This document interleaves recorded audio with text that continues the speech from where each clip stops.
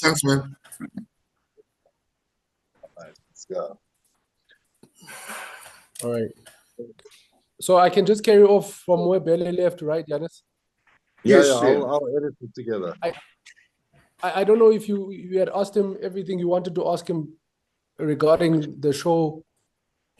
No, actually, I was listening more. I just wanted to make sure we get everything before the end of the time. So I think let's just let him carry on talking about Beast Classic. Next plans for the next one, perhaps. Have you thought Okay. about this? Okay.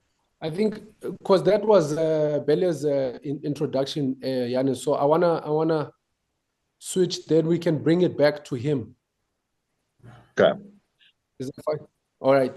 Yeah. So Bele, thanks for giving us such a great narrative of how the show came together and everything. You know, there's a saying, Yanis, that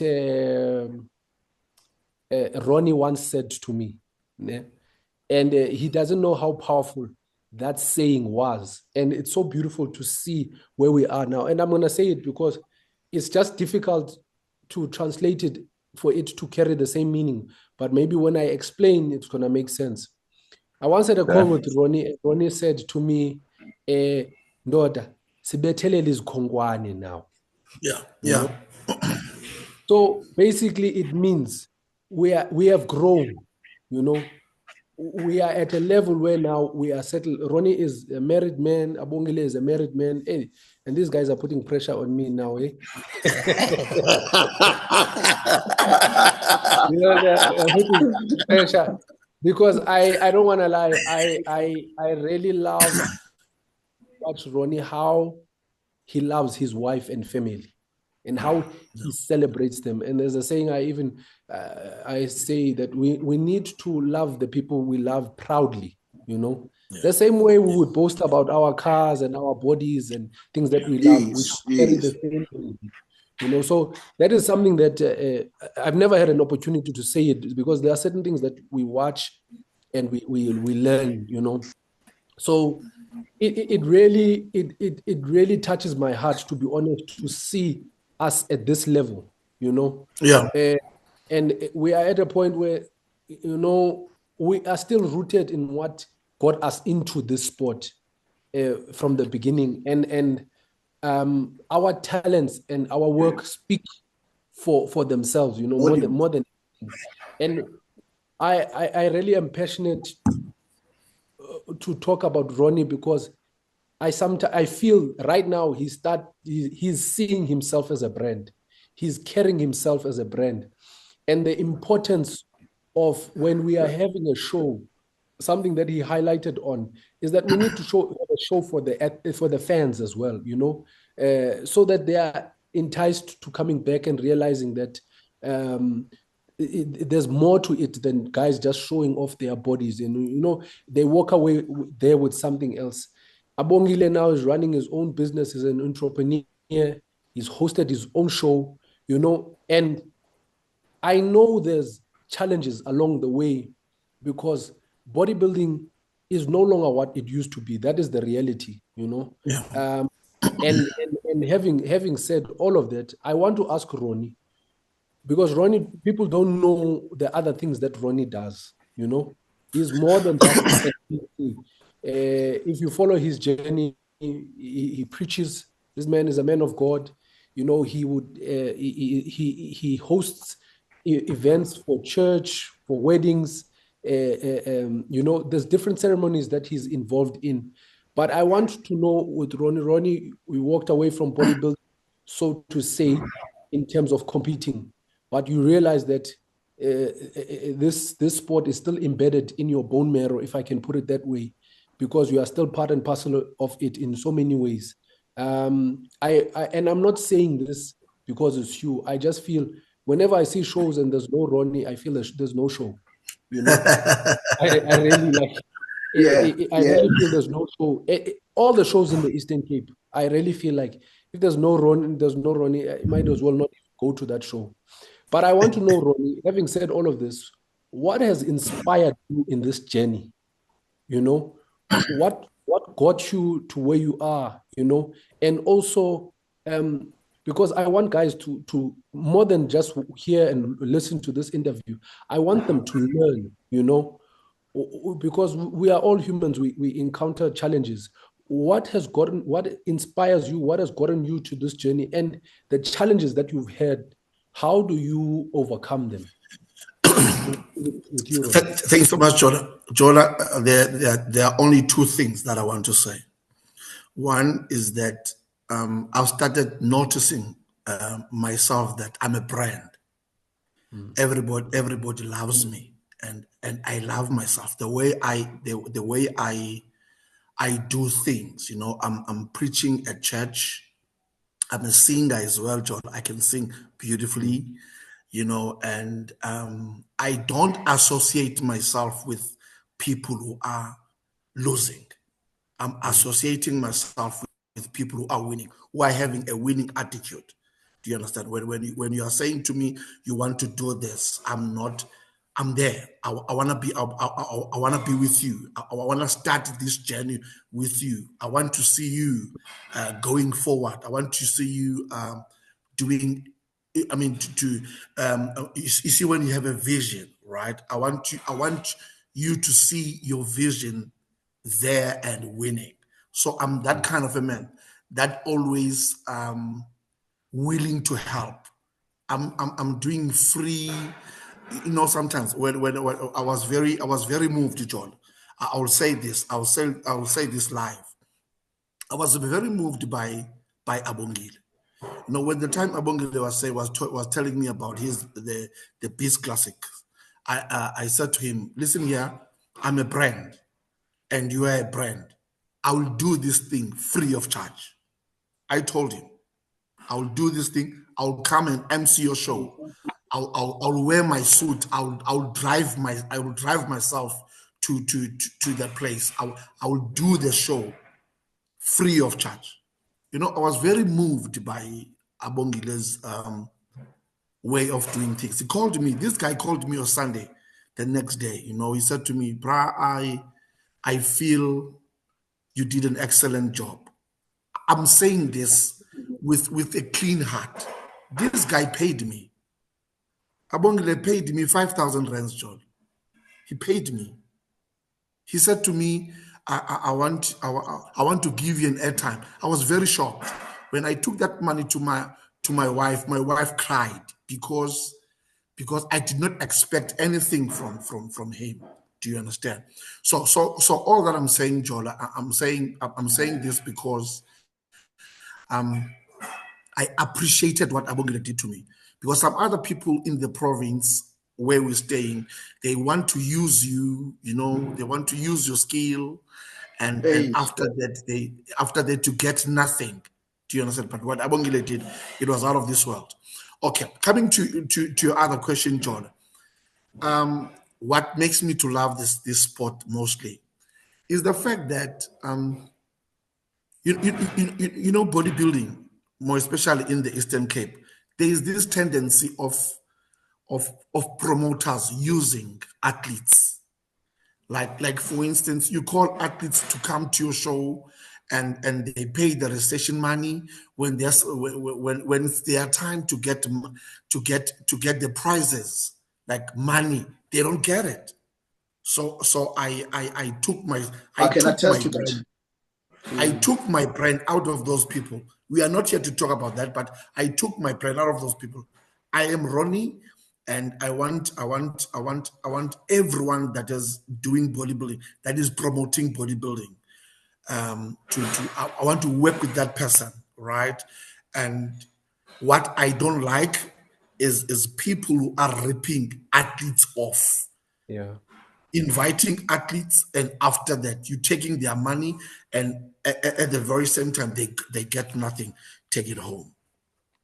Yeah, thanks, Tataman. I really appreciate that, and I think it says a lot about Upele, what kind of a person Abongile is, and Abongile, what you've started, it's very powerful because it's moved a lot of people. I don't want to lie, I was not going to come, and I told when Abongile told me about the show, I told him, listen, if I don't come, I'm going to send a parcel, you know. And then I felt, hey, this thing is more than just sending a parcel, because I wanted to show him my support, whether I can make it or not, but I wanted to show him some form of support. But, you know, bodybuilding for me is my strength, but it's also my weakness, you know, because I give too much of myself. And Yanis has tried he's been trying to mentor me the right way. You know, I don't want to say, I don't want to say too much. It really is my strength. It is my weakness. If you want to get to my good books and my heart, come through via the bone marrow of bodybuilding. And you know, the more I saw, I think there's a video you and Abongile did at the supplement shop. I don't want to lie. That day, I decided, come hell or high water, let me prove, you know, because I could feel the energy, man. You know,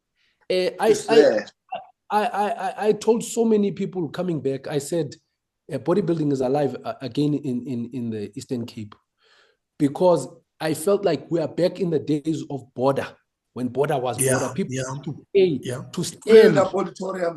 Yeah, they used to pay to stand on the side. Yes. Tickets used to be sold out 2 weeks before the show. You know, I called Abongela. I don't know how many discussions we had, like, because now I started thinking of ideas. I wanted him to feel me, that I'm coming. You know, I also wanted my energy felt, you know, I wanted him to feel my support. And I mobilized guys here as well, so that when they go back, they can say, hey, man, we went to a show. Because I always feel like guys here in Gauteng, they don't know what bodybuilding is. And I'm sorry to say that. You don't know bodybuilding until you go to East London. And guys didn't understand what I was saying to them. I said to them, this is my hometown. When you go and prepare for this show, prepare for it like it's the last show that you are going to do here. I'm not talking about no nationals. I'm not talking about anything. I said, you're going to understand when you are there. When guys came back, they were crying. Get whooped, man. You get whooped. Were crying, literally crying. I had to talk to them. But they understood that these guys, they take this thing very seriously. You know, I know in this journey of bodybuilding, we've butted heads, and but where we are in terms of maturity now, if we reflect and look at those things, we are able to say this head butting was driven by passion and love. Yeah, you know? And it's difficult. For example, for someone like Ronnie, there on the stage, there's I won't mention names. There's 4 people, maybe I know these people are close to his heart, and he's busy, he's the MC. But sometimes he loses it, you know. Yeah. You will hear it leaning to one side, you know. It's really moving. But having said all of this, Bele, what are the plans now? You know, we've started this thing, and I think a lot of people think this is just in Xhosa Yanes, we say umlilo wamaphepha, basically a fire that you light out of paper and it quickly dies out. You know, just that warmth and it's done. Like a fly by night. Yeah, fly by night. That's a good word. Fly by night. Yeah. I think a lot of people are thinking that the Beast Classic was basically a fly by night. One hit wonder. What are the plans that we have in place in terms of the near future regarding the Beast Classic? OG, I'm basically looking at hosting the show in multiple venues first. Make it bigger, make it about development, because it's more like talent search. If it was music, I would say I'm doing a talent search. You know, a talent search as a unsanctioned event or a non-sanctioned event, so that anyone will be welcomed. You saw the judging panel there.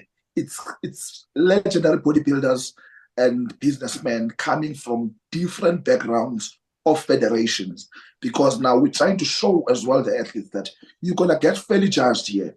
It's not a judge that is gonna be coming from a certain federation with a certain objective or pushing a certain mandate.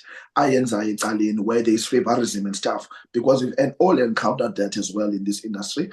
The plans for the show, Jola, is basically to host it in at least multiple provinces, with obviously in Johannesburg with your assistants that side, coming to Eastern Cape as well, make it bigger as well in King Williamstown, add more events as well. As I said to you, my plan was to involve aerobics. My plan was to involve power and get powerlifting a bigger stage as well, because I was a powerlifter. We all have that off-season phase where we push power. I'm looking at maybe hosting it in 3 to 4 locations in the next year plan as well. And that is also going to be a hectic or a headache as well, because basically I'm on prep as well, and I'm still competing. So the plan is to go bigger and better, because bear in mind all those athletes, the top 4 athletes, which is top 3 and the overall winners on novices, all those guys got paid cash, and all those guys are still willing to come back. And now it has left a bitter taste on those guys who placed runner-up, on those guys who placed 3rd or 4th on their divisions. There's a bitterness as well. So it's basically a feeling that I want to maintain, or edge I want to maintain amongst us athletes as well. Obviously, not getting ripped off, as Ronnie said. Guys are gonna still get paid on stage. Yeah. I remember him as an MC, he was skeptical with the cash. He's like, bruh, are you gonna give out the cash here, or you gonna pack the money? In fact, I was frustrated. Like, bro, I was frustrated, man. Yeah. I said to him, bruh, as we promoted the event, I said to you, cash on stage, because Jola, I'm one of those victims of the shows that have been organized in the province and that hasn't been paid. And where an organizer individually calls certain athletes and pays them privately and say, don't tell others that I've paid you, And those events were sanctioned by federations, a federation that is still going on, headhunting as well, and that is basically bashing what I've been doing. What I'm doing is not for my benefit, it's for them, because they're not involved with development. All they're doing, they're getting groomed bodybuilders into nationals. So there's no new faces that are being pushed into the industry. There's no continuation of this thing. So as a passionate bodybuilder that I am, I was like, you know what? It's high time we bring faces into this industry. We bring a new crowd of fans, supporters, sponsors. I was so privileged that I had guys that were willing to sponsor my event that never even saw bodybuilding face to face. The only bodybuilder they know is me, and they were willing to contribute finances onto the event, because the event was not funded by government. Bear in mind, it was not funded by any municipality or anything. It was directly from my pocket, but everyone got paid. I've been at events where they've been funded with millions, and still we're not getting our rewards. So this time around, I'm trying to get bigger in scale, get more athletes involved. I would like to have more ladies as well on the show, because there was like 96-97% gents there. So I would love to get ladies into this thing as well, because now it's basically inspirational to the spectators as well, so that they can embark on their fitness journeys. Not everyone will be a bodybuilder, obviously, but to be health cautious, to be concerned of the health and the look. And as well, Jola, as you know, my backstory as well, I was a street kid, bro. So to me, bodybuilding has been a refuge of my mental health as well, with my past, and as well, it has been a discipline. I'm going to emphasize on that. that has managed to calm me down spirit-wise. It has managed to manage me in sense of not falling astray and refraining from bad behavior. So I want to use bodybuilding in my community as an object to do crime prevention, help those guys that are sleeping in the streets, that are homeless. Like outside my shop now, I've got a couple that are sleeping outside there, and I have to make sure before I leave here they have something to eat, as I usually do. Yes. So I always look out for those guys, because I used to. I'm one of those guys, but in clean clothes now at the moment. Yeah. So I'm trying to get bodybuilding and bodybuilders not to be looked at as jackasses.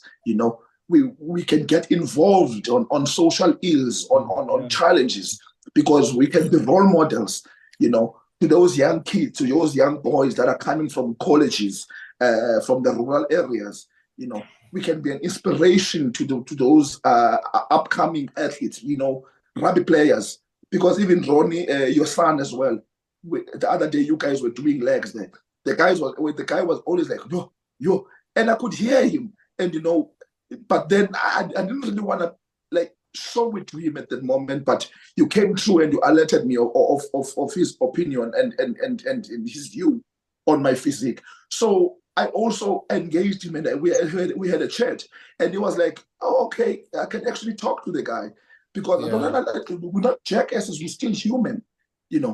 As you said, we are brands, but now it's high time all the bodybuilders, not legendary, but all the elite bodybuilders in South Africa, more especially my black mates, I'm going to emphasize on that. Not to be jackasses, I'm sorry to use that phrase, but to be human. I hear you.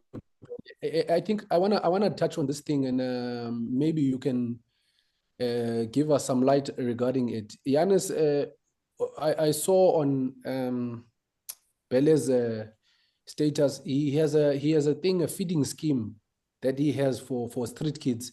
Building up to the show, he was and it really touched me. And these are things that we don't talk about, because I actually do something very similar, but I don't. You have to be in my circle to really know about it.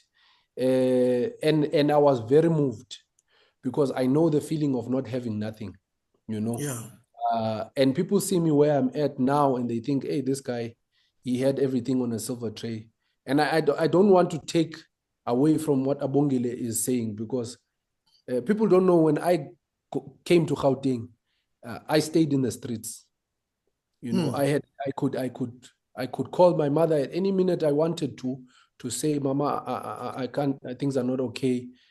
I was sleeping in a gym, in a parking lot, and that gym was my refuge, because I would watch the TV there, I would shower there, and I would leave and come back, and people thought everything was fine. I came here with 2 bags in Gauteng, but today I have a different story. I have a beautiful house. I'm truly living a dream of my ancestors. So I know what Abongile is talking about, and I wanted him to share some light regarding that project, because people see us where we are now, and they don't know that there's these things that are within us that we don't talk about, and we are doing things in.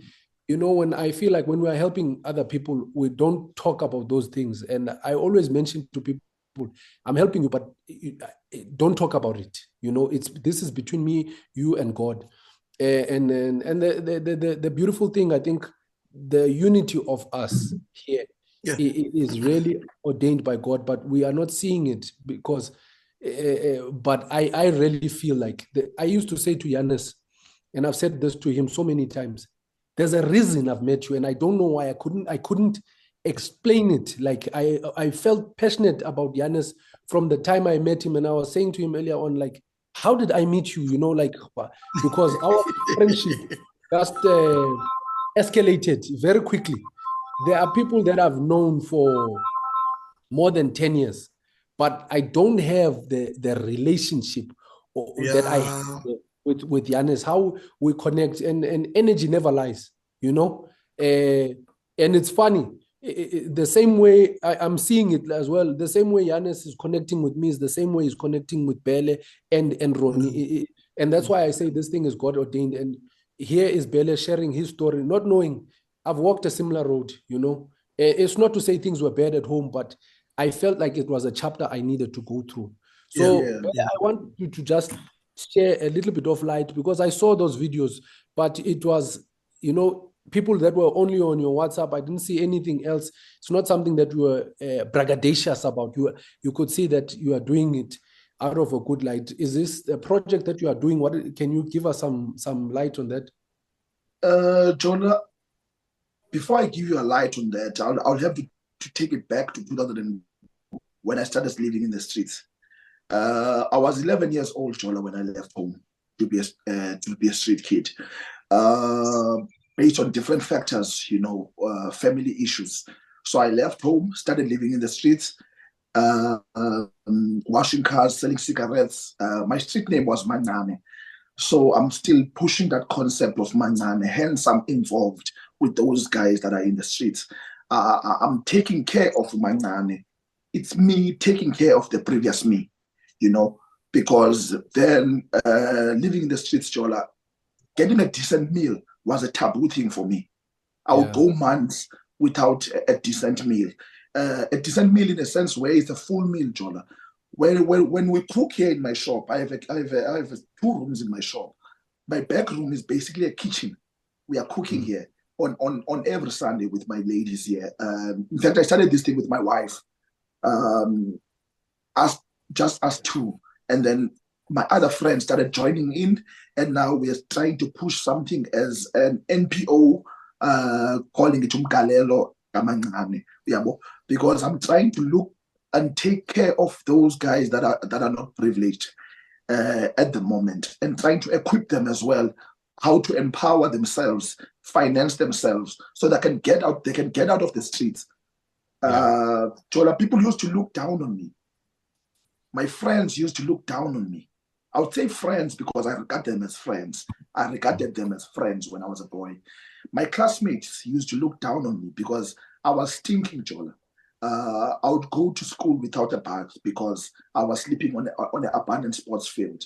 I would go and dig around to search for food, scavenge for food. So when I see these guys here in town struggling as I used to struggle, it hurts me.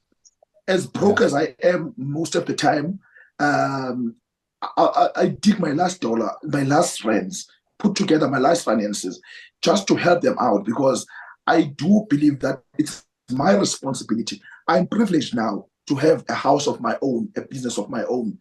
And I must not forget where I came from. Because 2006, I was adopted by a family in Bisho, close by here. That family took me out of the streets and they made me one of their own. They gave me education, they gave me a shelter, and I felt like a child again, even though I was almost 16 then. And then my life started looking good in towards a positive direction. But bear in mind, my past was still haunting me. Hence, the first thing I did when I completed my matric and I started working, I went straight from matric Jola to work. I couldn't further my education because I wanted to fund my journey into manhood. As a Tosa man, and as a Tosa boy back then, I had to go to initiation school. So I wanted to pay. My pride wanted me to pay my journey into manhood and initiation. So I went to work for a year. Thanks, Pele. You know, we are on push for time here and we've got about 7 minutes left. So I just want to ask Yanis. Yanis, do you have any last remarks? Give the guys an opportunity to say, and as you can see here, man, we've got a wealth of information and things that we want to talk about, but time is our enemy, you know? Yeah. So I want to give you an opportunity, Yanis. I've been listening to this conversation. It's a lot absorb. I didn't quite expect all of this information, to be honest. I want to hear more from Bele, but maybe in another call about this project. You mentioned it, what you're doing with the street kids, but I didn't quite understand what the project was. I know there were videos. Maybe I'll get that from Jola after the call. And then Ronnie, I'm interested. I'm interested in working with you. So I can see, especially in your introduction, you have a charm. You're charming, and I think that's what's important in a show. If I watch the bodybuilding shows, and I think well, without saying anything negative, I just think that we can use some entertainment on stage. That Bulelani and I agree with. We've talked about this before. This call. So I'm keen. I'm excited. I want to know more about the next Beast Classic. I want to. I Yeah. think we need to perhaps have another meeting where we talk offline and we just discuss the plans. I mean, that's really all I have to say. Other than I look forward to seeing you guys all in Pretoria. Yeah. I Oh, heard yeah. you're coming.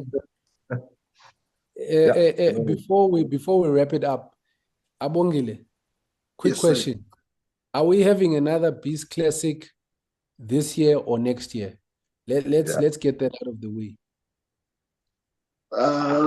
We're chatting about that with Janus sometime last week, and I think it's possible we can host another one this year. This year, ne? All right. This year. Ronnie, before we wrap it up, any future plans for you coming to Pretoria, Gauteng area to do any shows? And you are free to talk regarding any show that you are be doing. It's your platform. Jola, I saw so many shows around Johannesburg, and I'm very worried. I saw so many shows in Johannesburg. I'm very worried. In Durban, I'm very worried. You know, I mean, the fans are not being entertained. They are getting into the auditorium and not being entertained. And I'm very worried because they don't use Bob. This is Bob of South Africa. Bob Use me. Chikarela. I'm Bob Chikarela of South Africa. I mean, yeah, here I am. The Use voice me, of bodybuilding.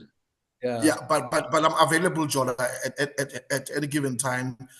Tomorrow I'm working. On Sunday I'm emceeing. I'll be preaching, in fact, on Saturday in Amalinda, the biggest church here in East London. So I'm available, guys, at all times. I'm looking forward to work with you, Jonas. I'm looking forward to see you, my man, Jola. There's a saying that says, "United we stand, divided we fall." So I wish that we can just be united and push one thing, then we go forward. Thank you so much. Thanks, Tata. All right, guys, thank you so much for your time. I really appreciate you guys even going an extra mile. Bele, we Yes, are Machi. where we are because of what you Yeah. started. I think Yeah. you need to tonight just sit down and reflect on that. And what you started is basically not a fly by night. So, I think we've had these locker room talks, but it's led to this, and we united because of you. And this podcast is started because of you. So we thank you, my brother, for putting your vision into practice and really showing your love and passion. It is not about what has been done in the past. We can only look in the future. So we are here, and you must remember that the devil doesn't like anything that is good. As united as we are, our foundation must stay solid. So I really appreciate, and you've got no idea how excited my whole day was revolving around this time that we've shared together, because we don't have such opportunities, but this is the first of many. And I think we can part ways knowing very well that we didn't have enough time to talk. I mean, we didn't even ask any of the questions that we had posted. But it's okay. I mean, I think we actually got a lot of information that I didn't even expect. And, I need to process it a little bit more because I'll have follow-up questions. So I think we should take this offline, Bulelani, and make a plan. That's Yeah. what I want to Okay. do. All right. I think also the other thing, Yanis, when Ronnie is in Gauteng, we must have a live interview with him. Yeah, we Okay. must make use of this Yeah, man. I'll be there. Let's Yeah. do it. Let's do it, John. All right, guys. Much love and God bless. Thanks so much, man. guys. Have a great night. Thank you very God much. bless, guys. Have a good night, eh? Thanks, Yeah, thank Jonah. you. Thanks, Yeah. Janus. Big Ron. Bye-bye. Thanks, man. Thank you. Mama, Good night, and gentlemen. man. I'll not pass on the good night. Normally, thank you so much.